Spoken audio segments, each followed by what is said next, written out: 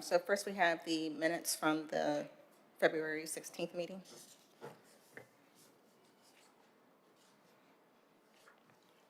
Motion to approve. All right, that's been approved. So looking at our agenda, I do want to add an item at the end, board appointments. All right, so first we have the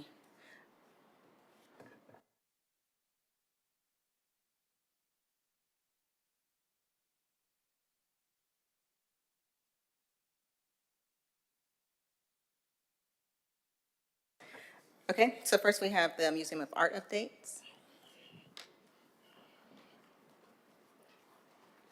Thank you, Councilor Smith. I'm not sure, I sent over my PowerPoint.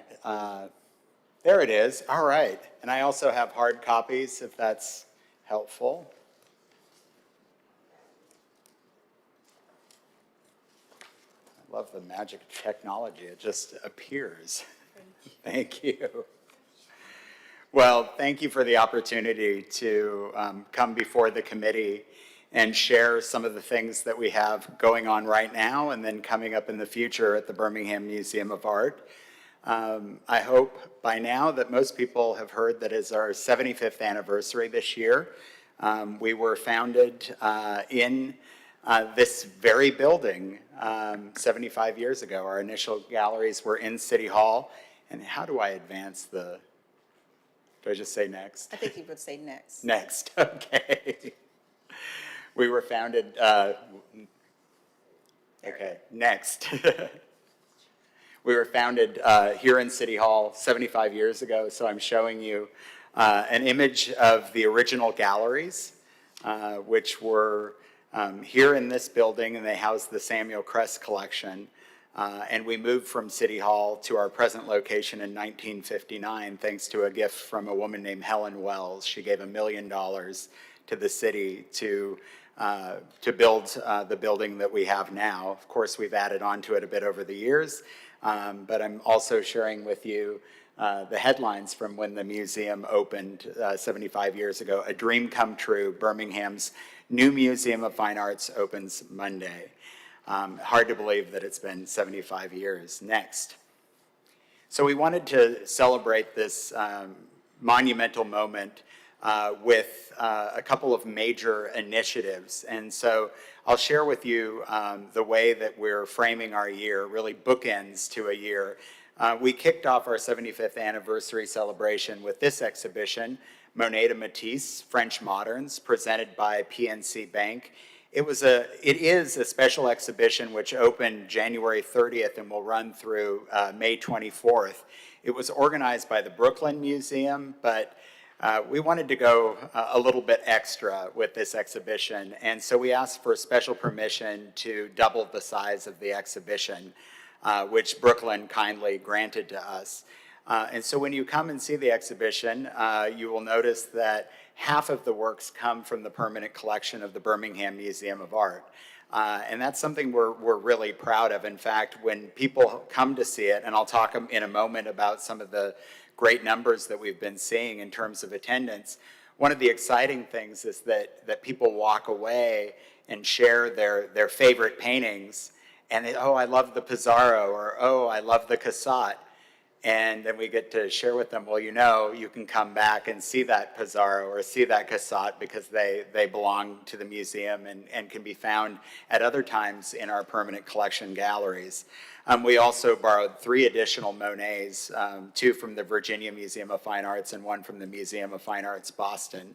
So we're grateful to our fellow museums around the country for supporting this initiative. Next. An exhibition like this does not happen without a village. It is a very expensive endeavor.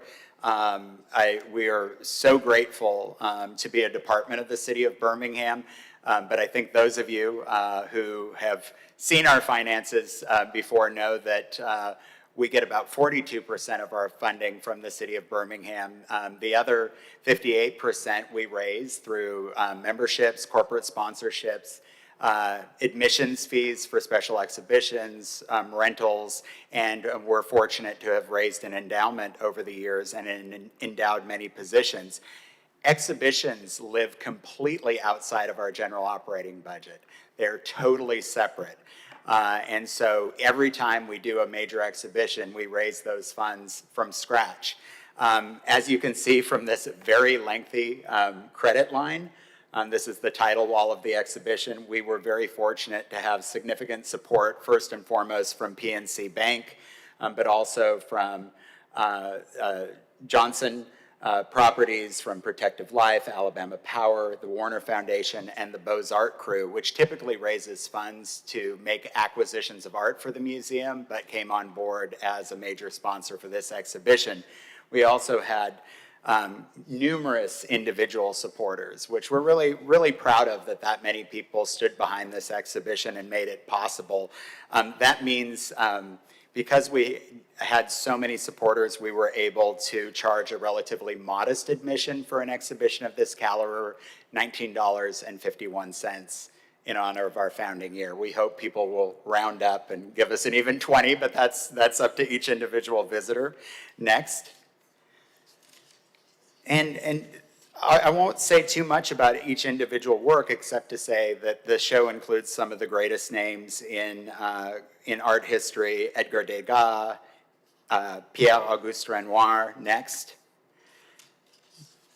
Also, though, thanks to the strength of our permanent collection, we were able to tell some new stories. So, for example, the Brooklyn Museum sent the Berthe Morisot painting that you see at the far left. But she was just one of the three major women impressionist painters working in the late 19th century. In our collection, we have works by the other two, Marie Bracquemond and Mary Cassatt. So we were able to kind of round out the triumvirate of great women painters working in France in the late 19th century with our own permanent collection. Next. We also have in Birmingham one of the largest and finest collections of Asian art in the entirety of the southern half of the United States. Something we should be very proud of. And because of the strength of our collection, we were able to show the indebtedness of French Impressionists to Japanese aesthetics. So I'm showing you on the left a print by Hiroshige Utagawa, Japanese printmaker working in the middle of the 19th century. And it was prints like these that influenced artists like Monet, whose work you see on the right, and their understanding of spatial relationships when composing a landscape. Next.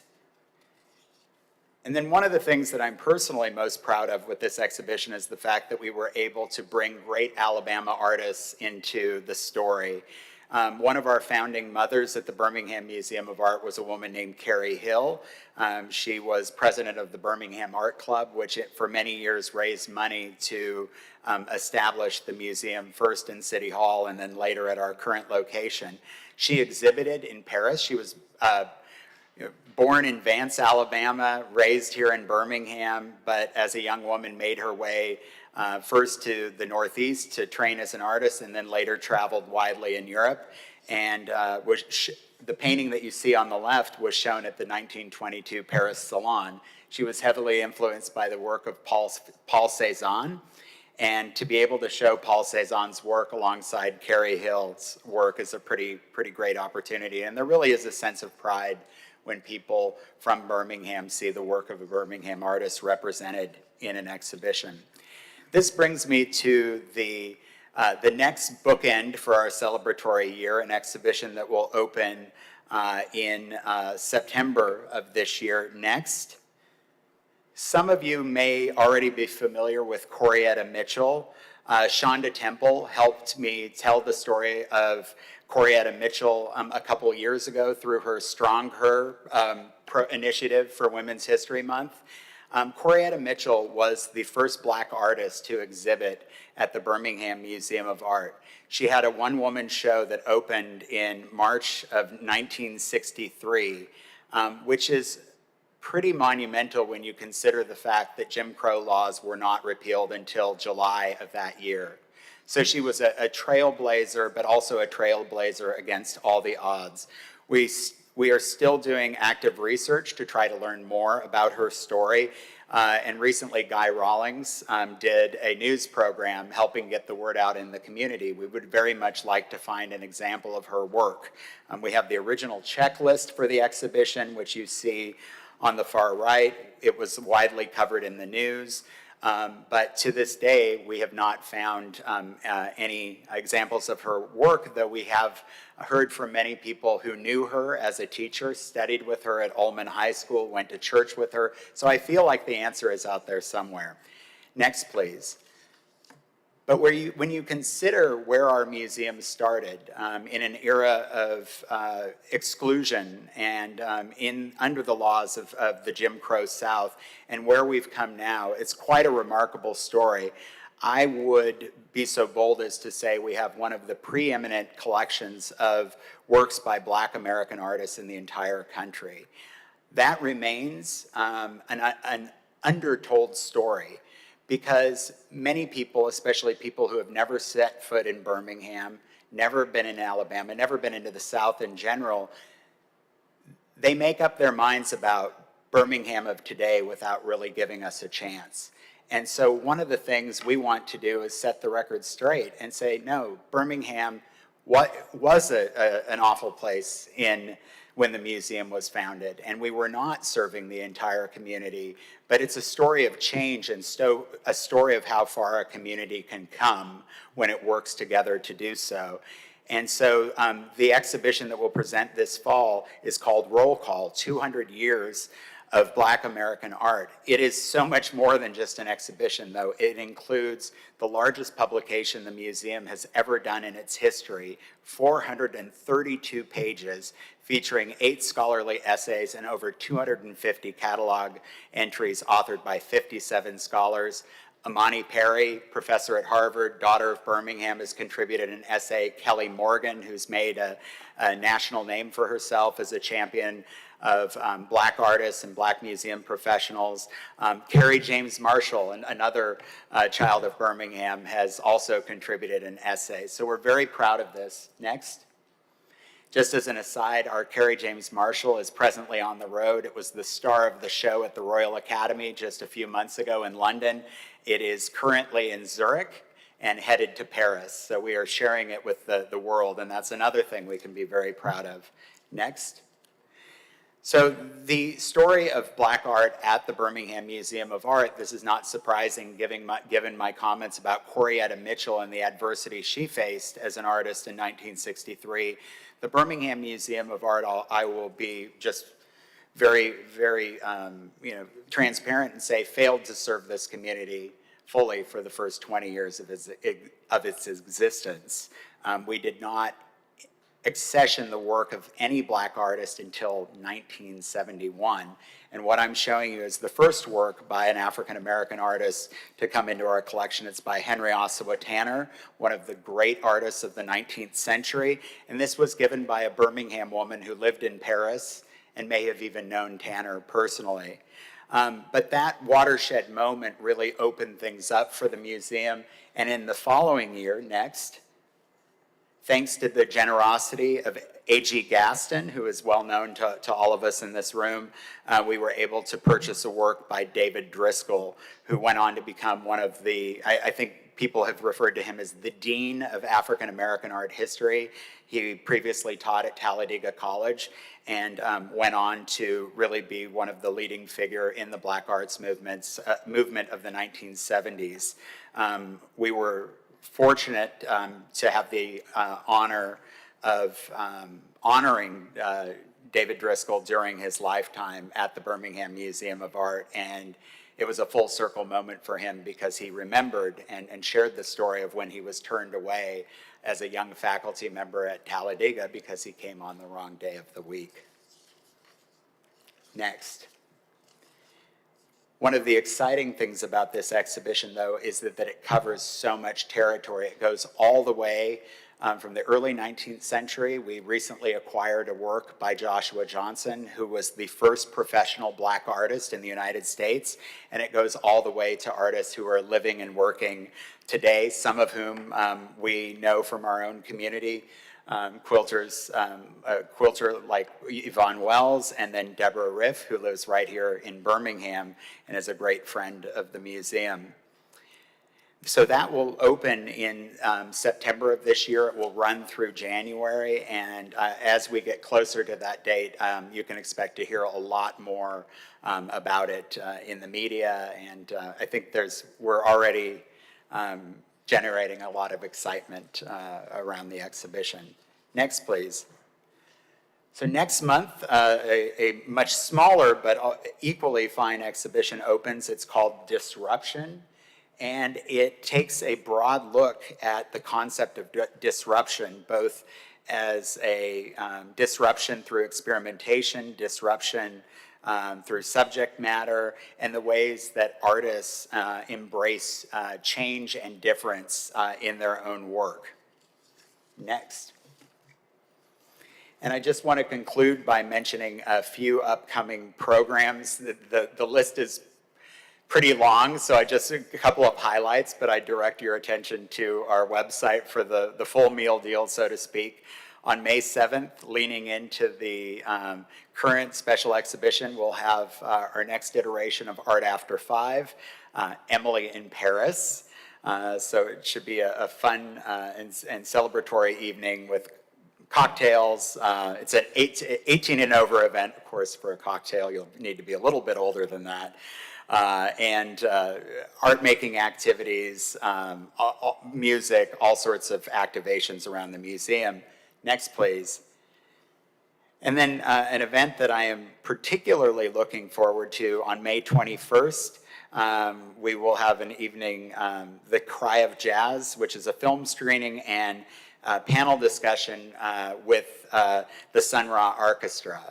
Sun Ra, a native son of Birmingham, legendary figure, and there's been so much interest in Sun Ra's work lately, and I, for my part, I was excited a couple of years ago to have the opportunity to acquire for the Birmingham Museum of Art items from Sun Ra's archives, which now live in our own archives at the museum. And so the print proof for this album cover comes from our very own collection, which is pretty exciting.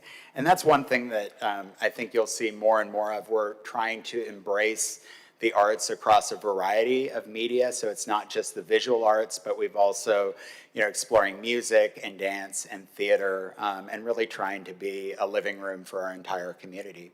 That concludes my report. Happy to. Great, thank you. Any questions? Okay. All right, thank you. Thanks.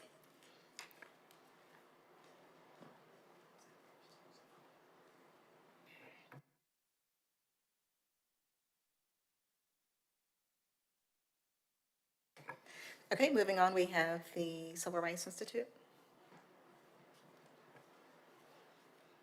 Good afternoon. Deborah Bowie, Birmingham Civil Rights Institute at 520 16th Street North. I don't have quite long comments because I'm a little bit more than 100 days in.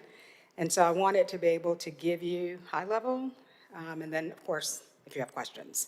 So what I provided ahead of time, and I'm not sure if it's going to be shown, it was our annual report from last year, full of a lot of detailed information that we send out. So I'll just give you the highlights of that, and then sort of what's happening right now, what's imminent, what it looks like for the rest of this year. Let's see, at a high level, the Civil Rights Institute continues to serve as a cultural anchor and economic driver for the city. Some key highlights. Over the past year, we've welcomed in all the detail as in the annual report that was provided, but tens of thousands of visitors. We've hosted major community activations like Juneteenth, which is coming around again, that drew last year about 2,600 people. King Day this year, approximately 2,000 people. Both of these events demonstrate, we believe, very strong public engagement.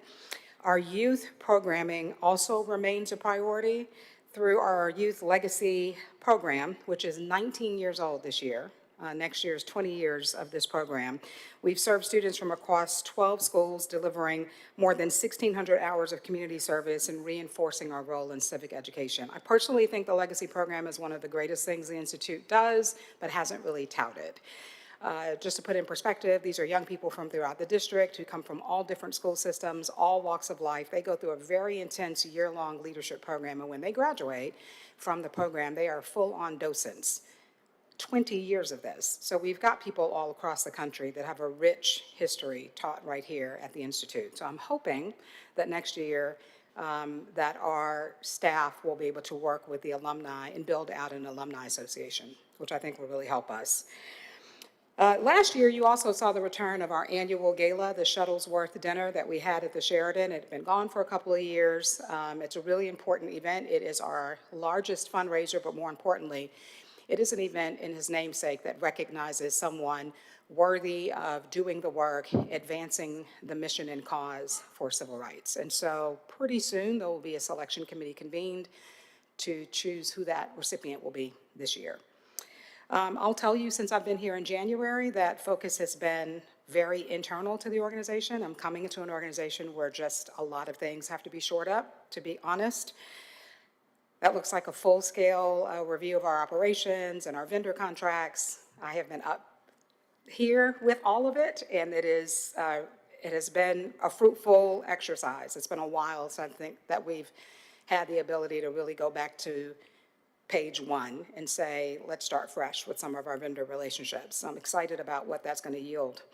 Working with the team to better align our exhibits, we've had a really interesting start to our year where you probably saw State of the Algorithm, which was an opportunity for our curation team to marry what we already have in our archives to current programming. So I was very pleased to see so many young creatives, millennials, who aren't typically the people who come to the Institute. And so it was, I think, a really important way for us to look at what's in our archives and how do we marry that to current and pressing issues so that we can build out our engagement piece. We are also reestablishing key relationships and building new partnerships. One of the newest partnerships you probably saw, many of you were there, was the opening of our Andrew Wyatt Sensory Room at the Institute, which is our attempt to expand accessibility and ensure the Institute is welcoming to all visitors. We happened to be the 1,000th sensory room that Culture City opened. I'm excited that the church, when their education center is complete, they will also add a sensory room. So that's a new partnership that we're going to continue to work on. In terms of preservation and access, this might be too much in the weeds, and it's important for me to tell you that, but it's also important for you to understand how much work goes into shoring up what we already have. Behind the scenes, our curation staff of one is working to digitize more than, and she's almost finished, 73,000 archival records to expand public access. A lot of people don't realize that we have an oral history lab, and there are people who we're losing, whose histories we need to record. So that's clearly a programming focus of ours, in addition to our resource gallery, which has been closed for quite some time. That's upstairs. Right when you're leaving the final gallery, there are a bevy of computers that were donated to us, and we have to update that software. We also have a partnership with Birmingham City Schools that I'll be pleased to tell you about a little bit later on in the year when we can finish out our terms with them. So here's the elephant in the room. The biggest thing that I've discovered since I've been back is the facility itself. And I mean this respectfully, but the facility is an aging entity. Much of the infrastructure is either at or near its 30-year lifespan. That includes everything from cast iron pipes to the boilers to the chillers to the HVAC, moisture issues, foundation, roof, you name it. It was built in 1992. Unlike the museum, we are in a building that the city owns. And so it's been challenging, I will tell you that. I'm sure when the Institute opened in 1992, the funding model was structured in a way where the thought would be, go forth as a nonprofit and prosper and raise as much money as you can. That hasn't always happened. And so I'm having to bifurcate my responsibility from running the organization, figuring out what the fundraising pipeline looks like, to the very real issue that any given day of the week, we have an infrastructure problem. I actually have a meeting this week with your maintenance department so that we could get a better handle on the deferred maintenance. Last year, before I was here, our interim chair sent a letter over to the mayor's office because we were asked, what would it be if you just, all the things that had deferred maintenance, what does that cost? $6.21 million. So while the city has given us $1,700,000 of which we still have, And then there was a recent approval for 500,000 out of the surplus. That's great. We're still really way behind. So that is a major focus of what I have been talking about, both with my board and out in the community, because that, as you know, capital problems can really cannibalize all your other efforts. Looking ahead, and I want to be able to kind of give you short-term, long-term. Short-term, stabilize the facility, really get a handle on what needs to be fixed. When I met with the mayor's office, the question was asked, what did you guys do with the $1 million we gave to you? Well, we've been very strategic.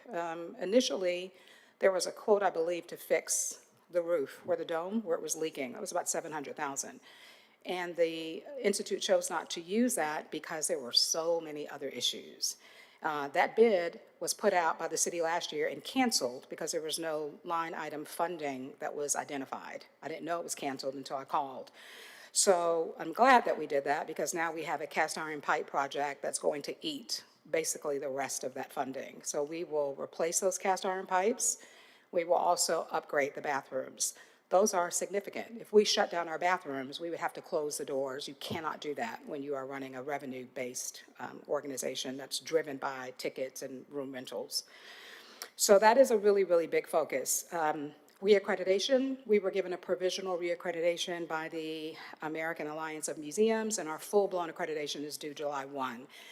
So we're working on that to make sure that we can keep that accreditation status. It's really important. In addition to, of course, enhancing our visitor experience and programming, we are looking at things that we could do this year in addition to what a membership campaign looks like. We feel like there's an opportunity to bring people back, and frankly, just a new generation of young people that have actually never been. So that's short term, which is a lot. Future-scaping looks quite different. The galleries really need a lot of attention. I had the privilege of taking my team to a field trip. In Montgomery, we went to go visit EJI as a staff. And if you've been there before, it's a remarkable facility. And I've had people say, well, why would people come to the Civil Rights Institute if they go to EJI? Well, these are two different stories. So the Montgomery story is important, but the Birmingham story is also important and unique. And what I learned from that visit, respectfully, is that the number one rule in real estate is location, in addition to the Birmingham campaign itself. So I felt encouraged, actually, when I left EJI, because while their exhibit is phenomenal, and what Brian Stevenson's been able to do there is phenomenal, the opportunity for us is to invest in the story that we already own. And that means really taking a look at the galleries and figuring out which ones of these galleries can we focus on to integrate AI and technology, which will cost money, which means we have a lot of work to do in leveraging ourselves in front of foundations who will pay for it. What I don't want to do is be stopped by a leaking roof while I'm also looking at that. So we need a better handle on the capital management. We also need to eliminate the debt that the Institute has accumulated over the last couple of years. You all are familiar with the fact that the Institute was not in a good place. The board and the interim chair really spent the last 16 to 18 months before bringing someone in to make sure the finances were stable, and they are. And now we have an opportunity to pay down some of our debt, and we are. And I'm excited about that because I think that's important. I think when you have the money to pay down debt, pay the debt down. So we're focusing on that. We also have a staff that's been severely reduced. We had more than 40 employees several years ago. We've had 2 reductions of staff. So I'm down to maybe a dozen. So getting restaff's important, but to also make sure that I hold the line on expenses so that we don't exceed revenue. That's a lot to focus on. I believe it can be done. I am excited about the kind of reception that the Institute has received, especially since I've been back. I've been really pleased that so many people care so much about the Institute in this community. And I'll just close out by saying that the Institute is very much alive, engaged, and we are growing. We're not at a point, we need to be at a point where our infrastructure can catch up with our impact. So I appreciate all the investment that the city has made.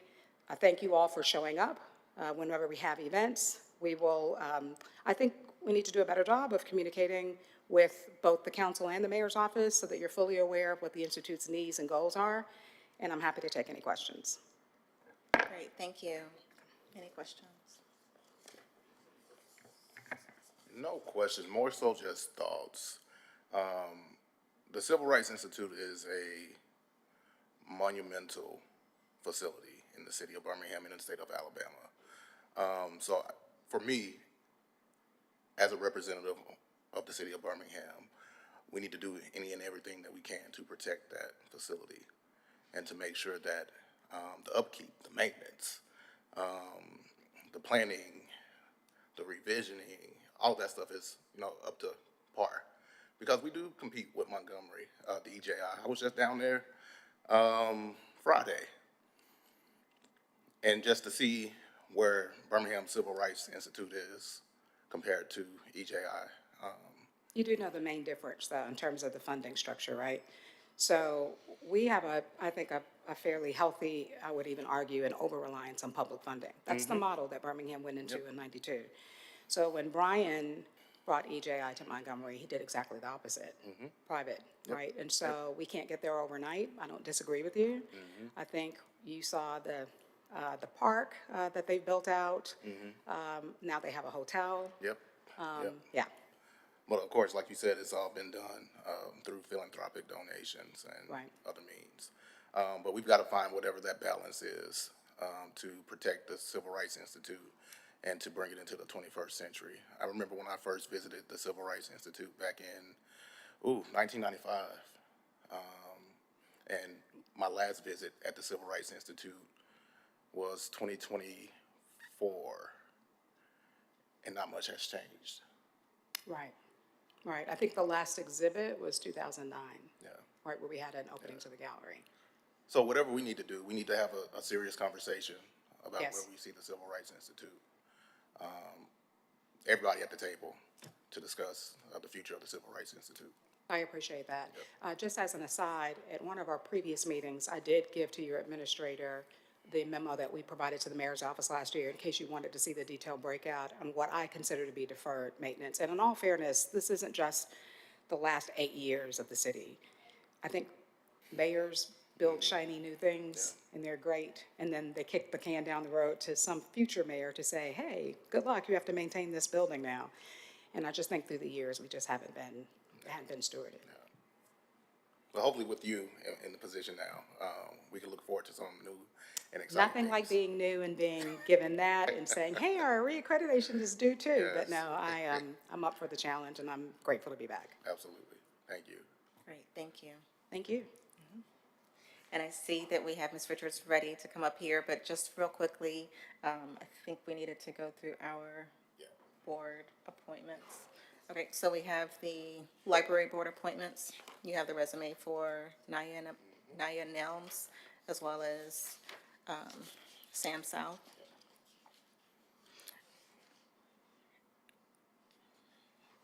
Okay. All So right. that's our library board appointment. And then our park board appointment. I would like to bring Autumn Sanders Okay. for How was it? park board. Okay.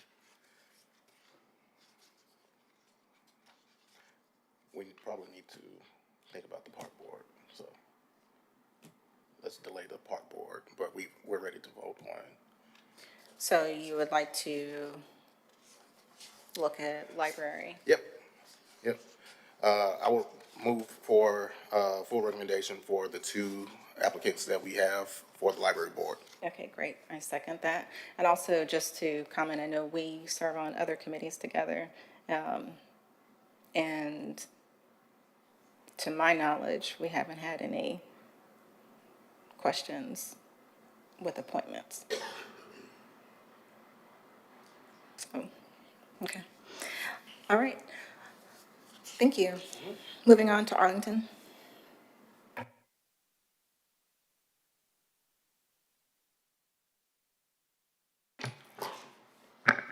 Good afternoon.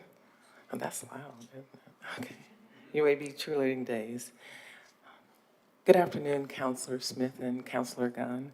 My name is Toby Richards, and I humbly serve alongside my colleagues, Senior Food Service Supervisor and Arlington's Administrative Clerk, and volunteers as Director at Arlington Historic House and Garden. Thank you and for the invitation to share with the Arts and Parks Committee, Arlington's upcoming projects, activities, highlights, and changes within Arlington. I'll jump right in. We have a capital project in the queue to renovate the old kitchen, and that's a part of, you know what, y'all, I'm nervous, and I don't even know why. I know, this microphone, anyway, I'm gonna jump right in for real. I know, for real. So, again, we have a capital project in the queue to renovate the old kitchen. Now, that's an extension of the museum's collection that tells the story of how food was prepared during pre- and post-Civil War eras. We've also conducted a visitor study with Occupational Health and DPW alongside capital projects, assessing infrastructure for accessibility improvements. For example, adding handrails in certain or very specific locations for safety precautions. And some of our upcoming activities include SAB Social Club or SAB Social Club in collaboration with District 6 and Harmony and Heritage for a community Pilates in the Gardens at Arlington. It's scheduled for Saturday, April 25th, and May 5th, Saturday, at 9 a.m. and again at 11 a.m. I like to say we had to add a second time slot for a waiting list of 300. Can y'all believe that? Everybody y'all come. April 25th, 9 o'clock and 11 o'clock, and again Saturday, May 2nd, same times. The museum senior food supervisor continues community outreach on and off-site with food demonstrations to Birmingham Public Library, Winona High School, Washington K-8, and the City of Birmingham HR Department Wellness Wednesdays initiative to promote healthy eating. Other highlights include Arlington's first Thursday luncheons, Soul Food Saturdays, Fish Fry Fridays, Lily's Cup Teas, Murder Mystery Dinners, and a ghost hunt tour.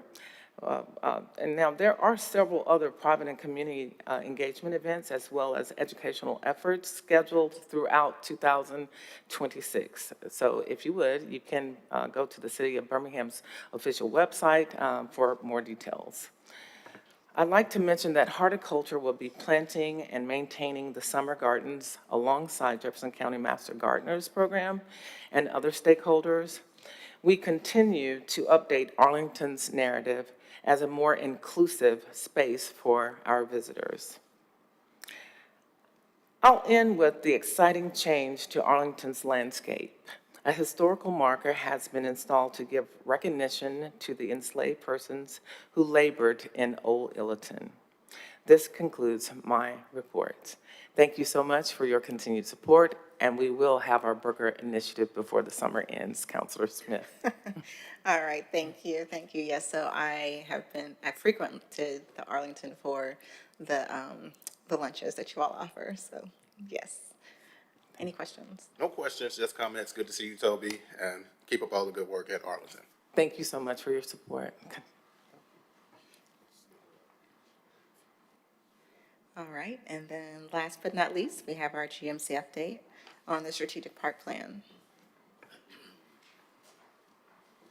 I won't be nervous.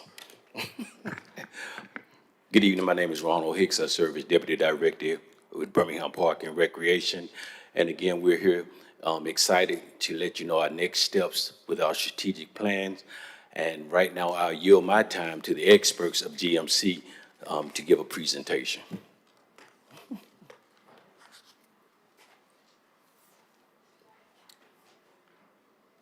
Is there a HDMI I can plug into here? Is it right here?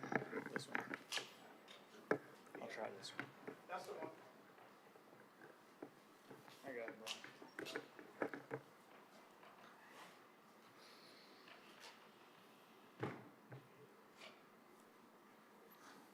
up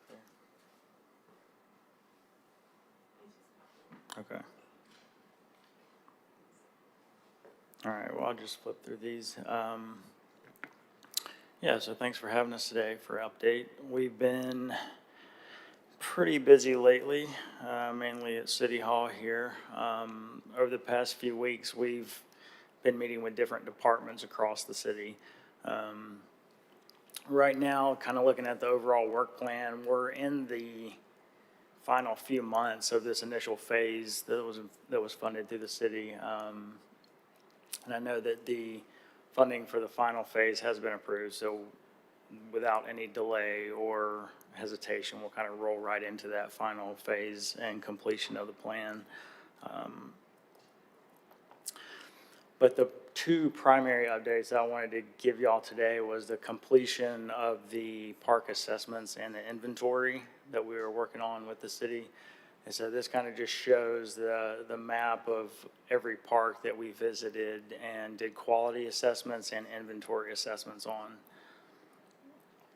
And this is just an example of just a portion of the matrix that we assembled from the quality assessments. So there were 10 or 15 questions that we would answer at each park and evaluate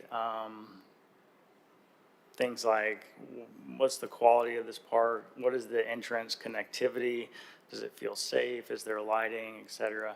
And just on down the line. And so you can see the different just qualities of the parks across the board, some better than others. And so compiling all that information, we have a comprehensive quality assessment, really looking at things like the critical park scores and then the highest, just a few highlights of these. Or really that band across the top, you can kind of see the quality, condition, overall scale. But let's see, 64 scored a 1 on signage and wayfinding, for example. 58 scored a 1 on transit access. 53 scored a 1 on multimodal capacity. And so these are just some assessments that we'll use and then kind of pull into the geographic mapping and really start to understand where the park system is lacking across the city landscape. Some of these numbers were the average quality scores for each area. So access, connectivity, programming scored 2.5 out of 5. Quality and stewardship was the highest rated as we went around and surveyed these parks. And so, across the board, and that's, 3 out of 5. It's not super high, but at a lot of the parks we did experience, there was some pride and ownership in a lot of them, and that there was, overall good maintenance across the board. And so that's kind of something that we'll take into the next phases. The big picture takeaway is sustainability initiatives, really, that we discussed when we met with Sustainability and Resiliency Department, kind of looking at it through that lens in terms of what are the modern implementation areas that we can really push sustainability issues. And so that's really absent from a lot of parks, and that has to do with like stormwater and just green infrastructure and ways that we can really utilize the park system to serve other areas of sustainability and not just recreation. And so that's become a big part of what we're looking at with the city and other departments. Some of those other highlights. Top tier is a small concentrated group. Only 12 out of the over 100 scored above 3.5. Safety perception is a relative bright spot. It scored, above average, and that has a lot to do with just the park design and visibility and just the feeling of safety in those parks. So the other component to that is the inventory. So the assessment was just more of a subjective kind of qualitative feel, answering those questions. The inventory is more data-driven. So we were able to compile up, to date, the most comprehensive inventory of the parks in Birmingham. And this across the board was looking at what facilities each park has, whether it's fields or courts, walking loops, lighting. So we now have this comprehensive database of every park in the city that we can kind of turn over to the GIS department and the park board to enhance just future planning and being able to catalog a little better what's going on in those parks. So here we're looking at more facility-related things, like 60% have at least one active sports facility, 82% have at least one passive amenity, playground, walking pavilion, or walking loop, or pavilion/shelter. 15% have aquatic access, which, we know not all of those are functional at the moment, as these pool renovations are happening, but it still just kind of goes to help inform what types of amenities each park has. Amenity inventory detail, this kind of gives you an overall of what is most present. So the majority of parks have a playground, a pavilion, and a walking loop, and that's pretty standard for all of them. There's a few without those, but across the board. Lighting, restrooms you see in red there, only about a quarter of the parks have restrooms available. And then ADA accessibility is another one. About 27% are fully ADA accessible, 33% not at all. And then there's some in between there that have like handicap parking spaces, and you can get on a sidewalk, but you can't really get into other features. And so that's another asset we have, being able to look at what can be recommended and provided. 48 parks total have neither lighting nor restrooms. 29 parks are amenity rich, so that's like 6+ amenities per park. So that's a little less than a quarter of the entire system. And then some of the other ways that we're being able to use this data is more geospatially. So we take the inventory and map the walk times and drive times to understand kind of level of service around the city, which really serves to help us understand where the gaps are. You can kind of see in these, the lighter colors, the lighter blue or red, is the 5-minute drive time to each amenity. And so once you get outside of that, you start to see a little bit more gaps in the system. And this will just go to serve to say, well, where can we add amenities that aren't present to reduce that and add accessibility for those residents. And as I mentioned, just by way of update, meeting with the city departments. So several things that came out of those meetings are the sustainability plan that is in its final phases that we're working with that department on, an upcoming stormwater plan, and then an ongoing Trust for Public Land Park Equity Accelerator Program, and then ongoing BDOT initiatives where with each of these, they all have park overlap, and the parks can further serve as just amenities for each of these plans. So with sustainability, how can parks serve those functions? Stormwater, the Park Accelerator will just be more information for us to be able to incorporate into this one to see what they're finding. And then the BDOT just has a lot of the connectivity and public infrastructure work going on in the city. And so those are just opportunities in terms of where parks serve residents or residents don't have access to parks. Those are projects that there's a lot of overlap and could be collaboration on to say, all right, while we're working on this Birmingham Crossroads project, how can we go ahead and focus on parks in that area? Some of the urban villages initiatives also that the city's undertaking is going to be huge for the park plan and being able to focus on those specific areas. All right, coming up. So we launched, the city web team launched the internal microsite, which can be found under the Parks and Rec Board, Parks and Recreation City Department, which on there's a link to the community survey which we're already seeing a lot of traffic for. And we just started pushing that out a week ago. Office of Public Information is pushing everything out on social. We're getting amazing promotional videos shot by some of our very own here, Counselor Smith. And so, yeah, we're trying to get the public interested and aware right now. And to further that, we've got next week, next Monday, is the beginning of our public meetings around the city. And so we're hosting 6 community meetings, 3 next week, and then 3 the first week of May. So Oxmoor Community Center will be the first. These will be these are Monday, Tuesday, and Thursday each week.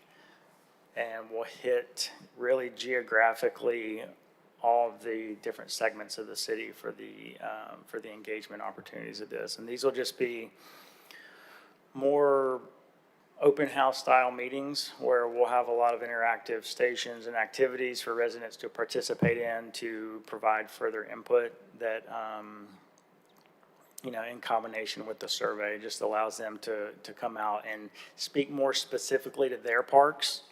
And so we're hoping that the people that are living in these different areas will come to those meetings, because the community survey is a little bit more system-wide, addressing the issues across the board. But then these individual meetings will have just the parks represented in that area, so they can speak more specifically to them. So like, these are the parks that I take my kids to regularly, and I know it has these issues. I don't really know what's going on in Avondale, but I can tell you what's going on here. And so that's really the perspective that we're seeking for these meetings. So, yeah, so that's about it for our update. Great, thank you. And I will add that you all will be present at our cleanup day on May 9th to hit the 5 Points West Inslee area so that we can receive updates and feedback there. Yes. Will you send us an email with that information? Mm-hmm. Thank you. Thank you. All right, any questions?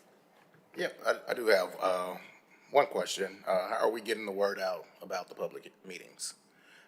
Are we just relying on social media? Are we using other avenues to get the word out?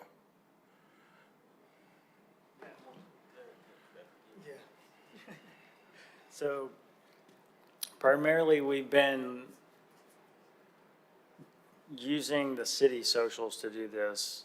But we've also just reached out through other groups. I mean, the Community Resource Board, all the neighborhood officers have been primary points of contact. So we've distributed this to as many groups as possible that we can around the city that we know have a stake in it and are interested in it. Okay, as much as I love our neighborhood associations in the city of Birmingham, not too many people attend our neighborhood association meetings. So are there other avenues that we're targeting, such as radio, television? I will say that I'll be on the radio tomorrow to promote promote this, and I know some other people have been mentioning it as well. Okay. We've also got a pop-up event this weekend at the farmer's market. We are wide open. It's extremely important to get the word out about this. So if you have, we're working through the channels that we've got. If you have any suggestions, we're wide open. We're also trying to meet with counselors individually to utilize your relationships and networks. So if you can help us schedule those meetings with you all to help you or to help us to be a conduit for your district, that would be phenomenal as well. So any and all things you can help with would be wonderful. Okay, sounds good. Thank you. Thank you. All right, thank you. And I will say you all have gone above and beyond with this project, so we really appreciate all the work that you've done, especially looking at some of these other activities that are happening and how those can be merged just to be more efficient. Is it possible for us to get a copy of that presentation? Okay, thank you. All right, thank you. Any announcements that you have? No announcements for me? All right, so we will adjourn. Oh, before we do though, sorry, I do want to recognize our park board member, Mike Moore, that's here. So thank you for joining us. And thank you again to all of our cultural arts institutions for coming and giving us updates on what's happening within your facilities.